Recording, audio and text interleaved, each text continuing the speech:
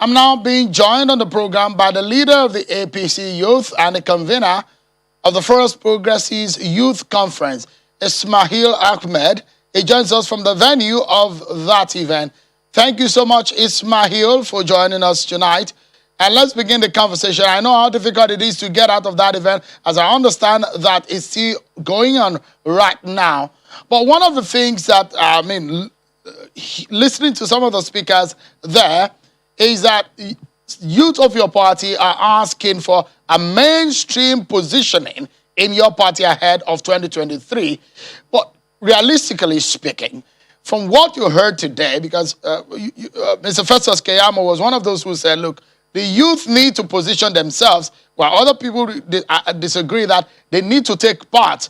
Well, you do not wait to be given power. They say you have to take it yourself. Do you think that your party is ready to give a youth a chance in 2023 as a president? Thank you very much for having me, Sheun. This is thank you so much for and thanks to Channels TV for covering most of what happened today. And I know you would agree with me that it's historic in so many ways, not because it's just a conference of bringing young people together, but it's actually a conference built on an idea. There's a reason why we don't call it APC Youth Conference. There's a reason why we called it the Progressives Youth Conference, because even people who are not yet members of the party, but who are progressive in thinking and attitude, we're looking forward for them to be part of this movement, because the progressive is a movement.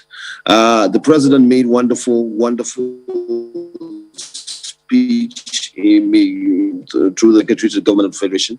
The vice president during the afternoon session, fantastic speech. All our speakers, all our ministers that were there, if you could see the breakdown of what Governor Babatunde Raji Fashola did. The Minister of Finance just finished speaking. The Senate President is speaking as we speak. These are all people, and there are a lot of young people who are holding government positions who have come to talk about the progressive idea of moving from point A to point B. And the issue is not about whether the party would give us a chance. The party has already done that. It is up to us to decide whether we want to take it out, because we have certain asks that we put out there. For example, there's nothing wrong with the party saying that it is putting aside all the seats of local government ward councillors to young people who are below the age of 35. Why not? That's 8,812 slots already. If you talk about all the local government council chairmen to be, kept aside for people who are below the age of 40 or 45, that's another 774 slots. So there's no political party in this country that has made such a big political statement like the APC or the progressive movement is trying to do. And that is very important. That is on the part of the political participation and political empowerment. We move on to economy that it is doing right now in terms of empowering people economically. But we wanted that horizon to be expanded. That was why we invited specifically the Minister of Finance, who has been doing incredibly well, the Minister of Trade, the Minister of Works and Housing, the Vice President, the Minister of Interior, the Minister of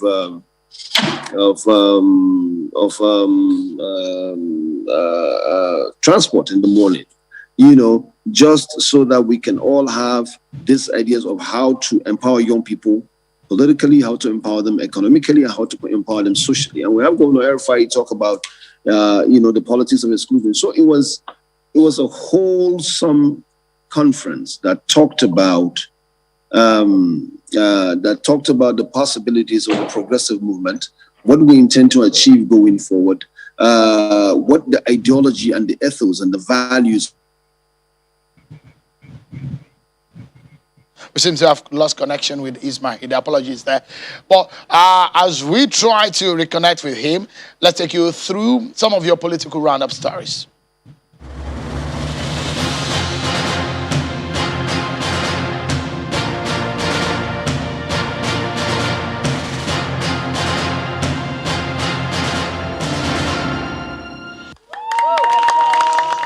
The Judo Keke faction of the All Progressive Grand Alliance is insisting that it's on course to field a candidate for the Anambra State governorship election as against the Victor Oye faction recognized by INEC.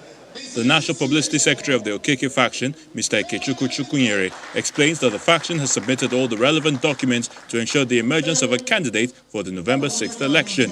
He adds that the faction is set to hold the governorship primaries on July the 1st, 2021. The National Executive Committee of our party has demonstrated this commitment by resolving that there will be only one governorship primary election in Anambra State, and it has been scheduled to take place on the first day of July 2021. What happened yesterday, to me, I'm not moved 1 inch, because they didn't have any constitutionality, no legality, no legitimacy. More crisis rages. This time, it's in the leadership of the Labour Party, which could affect the participation of the party in the November 6th Anambra State governorship election. A faction of the party, led by Mrs. Maria Lebeke, is asking governorship aspirants who want to contest on the platform of the Labour Party to desist from obtaining the party's nomination and expression of interest forms until the leadership of the Nigeria Labour Congress and the Trade Union Congress resolve the party's leadership crisis with INEC. Nomination forms of Labour Party in Anambra State are not for sale until Nigeria Labour Congress, NLC, and Trade Union Congress, TUC, who are the owners of Labour Party, conclude discussions with Independent National Electoral Commission, INEC. Well done. Thank you. And following the relative peace enjoyed in Imo State in the last few weeks, signaling a seeming end to the security challenges experienced in the state in recent times, some stakeholders under the aegis of Imo Economic Development Initiative is appealing to residents and indigents to support the state government and security agencies in their efforts to sustain peace and stability in the state. We now need to start to look at how we create more jobs, economic empowerment for young people, so they too can have their lives and they can be less vulnerable. Ladies and gentlemen, Kayana Bata, the chairman of this occasion. The former Deputy Governor of the Central Bank of Nigeria, Kingsley Moghalu, and the Senator representing Abia North, Eyinaya Abaribe, have both called for an equitable, just and fair Nigeria where everyone is allowed equal rights and opportunity to thrive or seek for any elected position in Nigeria. Both men were speaking during an inauguration of a social-cultural Igbo group aimed at galvanizing the Igbo extraction to pursue issues of regional interest. The Igbo must continue to resist any hegemonic worldviews in Nigerian politics and assert their own political relevance. And no amount of threat will cow us as Igbo from consistently demanding for an equitable, a fair, and a just society for all Nigerians.